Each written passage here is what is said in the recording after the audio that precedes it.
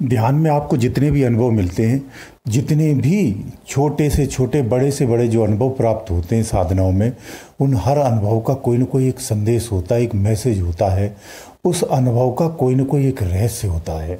ये अध्यात्म क्षेत्र की उपलब्धियां हैं और उस मार्ग पर चलने के ये संकेत भी होते हैं। अनुभवों के माध्यम से ही हम साधना की स्थिति का पता कर पाते हैं कि अभी हमारा ध्यान किस स्थान पर है, कहाँ तक हम पहुँचे हैं। यही एक ऐसा माध्यम होता है जो सबसे सरल माध्यम होता है, जो हम अपनी स्थिति का पता कर पाते हैं। दूसरा कोई माध्यम होता नहीं है। जब भी हम साधनाओं में अंदर में सफ़र करते हैं, हमें कोई न कोई अनुभव निश्चित रूप से मिलता है। ये क्लियर है, अटल सत्य है। अगर किसी को कोई अनुभव नहीं मिलते हैं, वो स्थिति एक मिलने के बाद बंद होना अलग होता है। प्रारंभ में ही शुरू से नहीं मिल रहे हैं तो समझ लेना आपका सफर अभी प्रारंभ नहीं हुआ है। कुछ तो अगर इतना भी डीप में जाऊं तो न मिलने पर भी कुछ अनुभव होते हैं। यानी ध्यान आपका नहीं लग रहा तो भी कुछ न कुछ अनुभव होते हैं। यानी ये निश्चित है, आप अध्यात्म क्षेत्र में अपने ध्यान को प्रवेश करने का कोशिश करेंगे शरीर के अंदर में, तो आपको कुछ न कुछ दिखना प्रारंभ हो जाता है। तो शरीर में जब हम प्रवेश करते हैं तो हमें जो दृश्य मिलता है उन्हीं को हम क्या कहते हैं? अनुभव कहते हैं। अनुभव दो तरह से मिलते हैं, एक अनुभूति के रूप में होते हैं और एक सदृश्य होते हैं। यानी अनुभूति का तात्पर्य ये होता है जो हमें दिखता नहीं है परंतु हमें महसूस होता है, और एक ऐसा अनुभव होता है जो हमें कोई भी महसूस नहीं होता है, कुछ भी एहसास नहीं होता है, परंतु स्वरूप में दिखता है, सदृश्य दिखता है। सामने एक आकृति दिखती है, लेकिन उस आकृति का भाव क्या है, उसकी कंपन क्या है, उसकी ऊर्जा क्या है, उसमें शक्ति क्या है, उसका प्रभाव क्या है, वो हमारे को दिख रही है तो क्या प्रभाव डाल रही है, इन सब चीज़ों का आभास नहीं होता है। ये वो अनुभव होते हैं। तो दो रूप में अनुभव होते हैं, इन्हीं को हम अनुभव कहते हैं। अनुभव आभास में भी होते हैं, सदृश्य भी होते हैं, दोनों रूप में होते हैं। जो तीसरे प्रकार के अनुभव होते, यानी आपको सदृश्य भी दिख रहे और उनका प्रभाव भी हमारे ऊपर पड़ रहा है, ये तीसरा अनुभव होता है। तो आपको मैं बता दूं, जो पहला अनुभव मैंने बताया जिसका कोई प्रभाव हमें महसूस ही नहीं होता, सिर्फ दृश्यात्मक दिखता है, उसको देख कर के हमारे अंदर में जो भाव उत्पन्न हो जाते हैं, जो विचार उत्पन्न हो जाते हैं, उसी के अनुसार हम अपना परिदृश्य बना करके, अपना दृष्टिकोण बना करके उसे स्वीकार कर लेते हैं। ये काल्पनिक जगत के होते हैं और साधना के सबसे प्रथम अनुभव यही होते हैं, यानी पहली कक्षा के अनुभव होते हैं। कंपन, घबराहट और ये जो सब चीज़ें होती हैं ना, शुरुआत में बेचैनी होना, ये पहली कक्षा से पहले यानी नर्सरी क्लास के ये अनुभव होते हैं। जब आपको कंपन होने लगे तो समझ लो जैसे ज़मीन में बोर करते हैं तो ज़मीन धड़धड़ाती है शुरुआत में, जब वो बोर अंदर में प्रवेश कर जाता फिर धड़धड़ाती नहीं है। ऐसे ही सेम अवस्था को आप सरल रूप में समझ सकते हैं। यानी जो ध्यान आपका है इस त्रिकुटी में अपना स्थान बना रहा है, इसीलिए कंपन भी होता है, बेचैनी बहुत होती है, व्याकुलता बहुत हुई, ये अवस्था उसी की होती है। इन संकेतों से भी आप समझ सकते हैं कि अभी हम ध्यान में क्या कर रहे हैं। प्रथम बार जब आप बैठते हैं तो आपके शरीर में घुटनों में दर्द होता है, आपका ध्यान नहीं लगता, आपका बैठने का मन नहीं लगता है, अभ्यास में जल्द थक जाते हैं। ये सबसे शुरुआत के अनुभव हैं।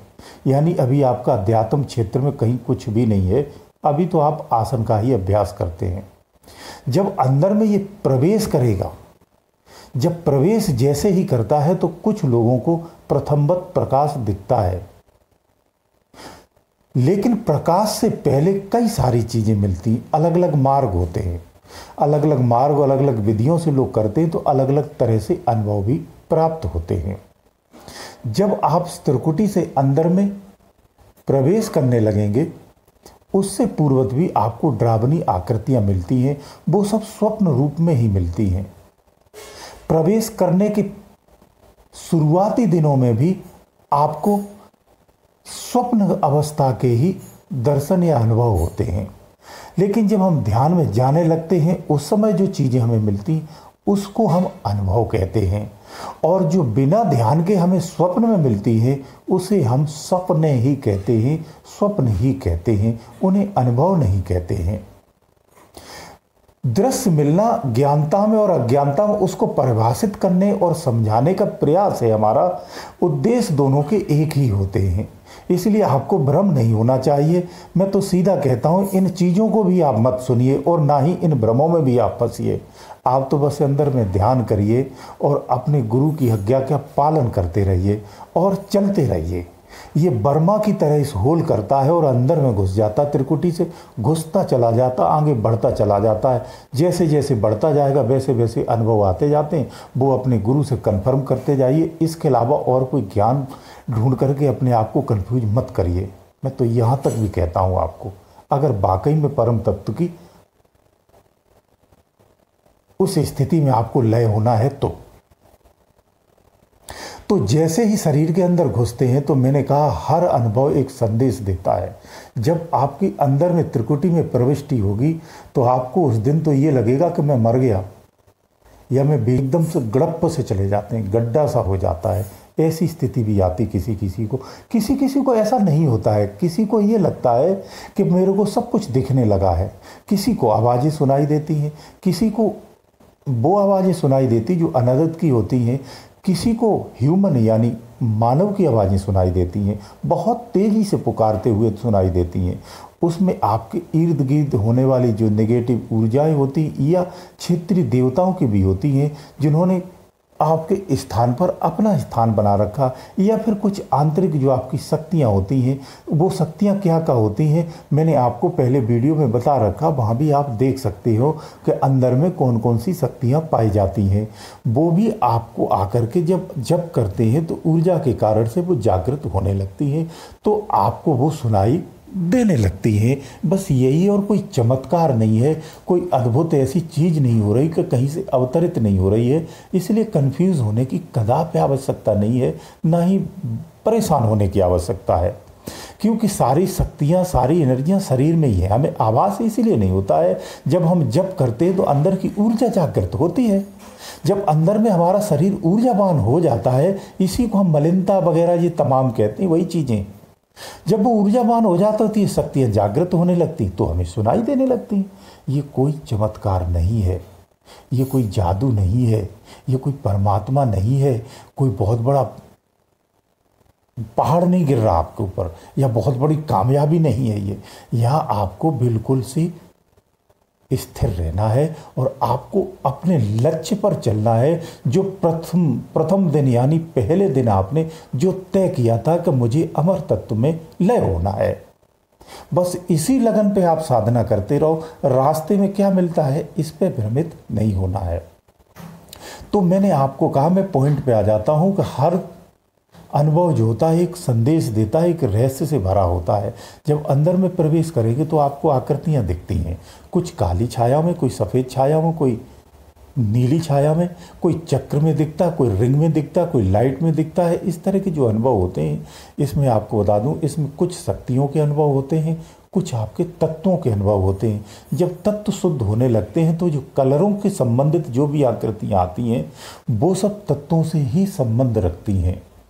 जब अंदर के तत्व जैसे जैसे शुद्ध होते हैं उन तत्वों से संबंधित तो वो सारी चीज़ें आपको दिखने लगती हैं, स्पष्ट होने लगती है, उसी के ही अनुभव होते हैं। इसीलिए मैं कहता हूँ ये सारे अनुभव प्रारंभिक अनुभव हैं या ऊपर के अनुभव हैं। जब हमारा ध्यान गहराई में उतरने लगता है तो ये सब चीज़ों से आप पार हो जाते हैं। न तो फिर आपको कोई आँख दिखेगी, न कोई अक्षर चलते हुए दिखेंगे, न रंग चलते हुए दिखेंगे, न तीव्र प्रकाश चमकता हुआ अचानक से जो दिखता है, जैसे आप आसमान में बिजली कौनती है और अचानक से प्रकाश होता है, इस तरह के भी जो अनुभव होते हैं वो भी नहीं होते हैं। फिर इनके बाद आप पार हो जाते हैं। ये संदेश हैं आपके अनुभवों के कि आप किस ध्यान में हो और ध्यान आपका किस अवस्था में है। ये दोनों चीज़ें आपके इन्हीं अनुभवों से क्लियर हो जाता है। अब आप अंदर में प्रवेश कीजिए। अब जैसे ही आप अंदर में प्रवेश करेंगे तो एक क्षण के लिए आपके सारे अनुभव गायब हो जाते हैं, सब चले जाते हैं और कई महीनों तक नहीं आते हैं। ये भी आपकी अवस्था आती है। किसी किसी को तो बरसें हो जाती हैं, किसी को 6-6 महीने हो जाते हैं, किसी को 10 दिन 15 दिन के महीने भर के लिए होते हैं, फिर से प्रारंभ हो जाते हैं। उस अवस्था में आपको अपना ध्यान लगातार करना है। तो निश्चित मानिए आपको फिर से एक दृश्य आएगा, फिर से चालू हो जाते हैं। वो आपके अनुभव बंद नहीं हुए, ये भी अनुभव की अवस्था है होती है कि न आना। एक अनुभव आने की अवस्था, एक अनुभव न आने की अवस्था, यानी ये ध्यान की ही आपकी अवस्था है। ऐसे ही चलते जाना है। जब आप देखेंगे बहुत बड़े रॉकेट आपको दिखने लगे हैं, बहुत सारी तितलियों जैसे चमकते हुए जुगनू दिखते हैं, जब ये से अनुभव आते हैं तो आपका अभी भंवर गुफा में प्रवेश नहीं है, ये आप त्रिकुटी के अंदर में ही शुरुआत में स्थिर हो रहे हैं। ये ध्यान रखना, ये वही के अनुभव है। ऐसे अनुभव जिन लोगों को आ रहे हों वो इन अनुभवों से समझ सकते हैं। ये मैं बहुत पते की और सटीक बात बता रहा हूं। इसके बाद कुछ और भी तमाम अनुभव होते हैं। जैसे जैसे हम आगे आगे चलते जाते हैं अलग अलग अनुभव आना चालू हो जाते हैं। इसीलिए जो अनुभव आपको एक बार आता है वो दोबारा नहीं आता है, और बार बार आ रहा है तो इसका मतलब आपके ध्यान की यात्रा अभी रुकी हुई है। ऐसा होता है, अनुभव डेली नहीं आते। ध्यान रखना, कभी अनुभव आते कभी नहीं आते, तो हमें ऐसा लगता कि हमारा ध्यान बन ही नहीं रहा। ऐसा नहीं है, आपका ध्यान बन रहा है, लेकिन कभी आते हैं अनुभव, कभी नहीं आते। आपको डेली आए ऐसा संभव नहीं है। जब तक आप अंदर पूरी गहराई से नहीं उतर जाते हैं तब तक ये स्थिति रहती है। तो आप समझ गए होंगे कि ध्यान में हमें कैसे संयम से चलना है। इसी को संयम कहते हैं, इसी को समझ भी कहते हैं। आपको बहुत ही संयम से नित्य लगे रहना है। आपको अपनी श्रद्धा को, अपने भावों को नहीं करना है। इधर उधर फालतू की बातों को नहीं सोचना है, इधर उधर की बातों को अंदर में नहीं लाना है कि 10 जगह फिर आपने सर पटका, क्यों नहीं आ रहा ध्यान, कहाँ, फिर वहाँ से कुछ सीखा, यहाँ से कुछ सीखा, पता चला जो था वो भी आप भूल गए और जिस मार्ग थे वो भी छोड़ दिया। ऐसा नहीं है। आप दृढ़ निश्चय कर लिए, एक बार तय करिए, चलने से पहले 100 बार सोचिए। जब उस मार्ग पे आप निकल पड़े हैं तो फिर आप पलटिए मत, आप चलते रहिए। निश्चित एक दिन बेड़ा पार होता है, क्योंकि ये संयम का मार्ग है। मैं इसीलिए सहज रूप में आपको बोलता रहता हूँ कि ये बहुत ही संयम का मार्ग है, सूझबूझ का मार्ग है और बहुत ही तसल्ली का मार्ग है।